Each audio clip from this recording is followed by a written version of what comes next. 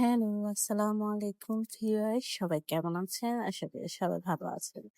প্রতিদিন তো অনেক রেসিপি নিয়ে আসি। আজকে খুব ইজিলি আমি খুব কম উপকরণ দিয়ে আমি চিকেন হোয়াইট সস পাস্তা।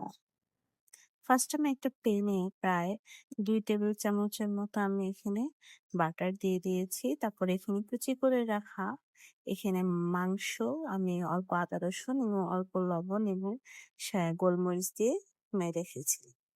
এটা হালকা একটু ভেজে নিব, সটেট করে নিব। ভেজে তারপর আমি এটা তুলে নিয়েছি। তারপর আবার আবার আমি অল্প একটু এই বাটার দিয়ে আমি এখানে দিয়ে দিয়েছি হলো কুচি করে রাখা রসুন। দিয়ে আমি এটাকে অল্প নেড়ে চেড়ে নিব, একটু হালকা গোল্ডেন ব্রাউন করে নিব।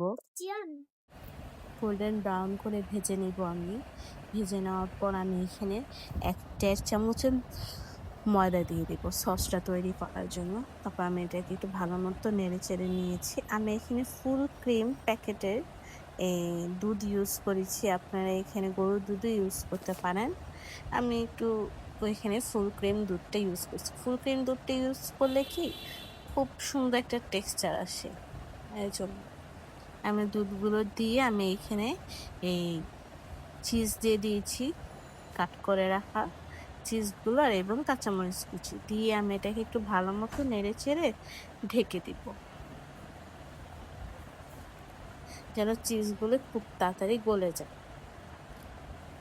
আর এখানে দিয়ে দিব, যখন ঢাকনা খুলে দেখি চিজ গলে গিয়েছে, তখন আমি 2 স্পুনের মতো আমি এখানে সাদা গোলমরিচ গুঁড়ো এবং স্বাদ মতো লবণ আর চিনি দিয়ে দিয়েছি, যেন টেস্টটা আর একটু ডিফারেন্ট হয়েছে। দেখেন কত সুন্দর একটা টেক্সচার আসছে হোয়াইট সসের। এই চিজটা দিলে খুবই টেস্ট হয়, এভাবেও টেস্ট হয়। চিজটা মাস্ট বি ইউজ করবেন, দেখবেন খুব ভালো লাগবে। এখানে আমি চিকেন গুলো দিয়ে দিয়েছি। এখানে আমি আর কোনো ভেজিটেবল ইউজ করিনি যেহেতু। আর এখানে দিয়ে দিব 2 স্পুনের মতো টমেটো সস দিয়ে আমি এখানে ভালো মতো নেড়ে চেড়ে নিচ্ছি। নেড়ে চেড়ে নেওয়ার পর আমি এখানে সিদ্ধ করে রাখা পাস্তা দিয়ে দিচ্ছি। পাস্তাগুলো আমি আগেই সিদ্ধ করে রেখেছিলাম।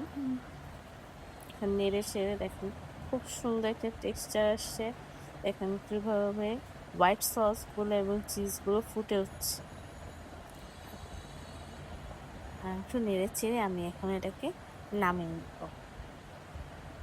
আপনারা কে কোথা থেকে দেখছেন অবশ্যই আমাকে কমেন্টস করে জানাবেন, এবং ভিডিওগুলো কেমন হয় সেটাও কমেন্টস করে জানাবেন, এবং মাস্ট এটা ট্রাই করবেন। দেখুন কত সুন্দর হয়েছে।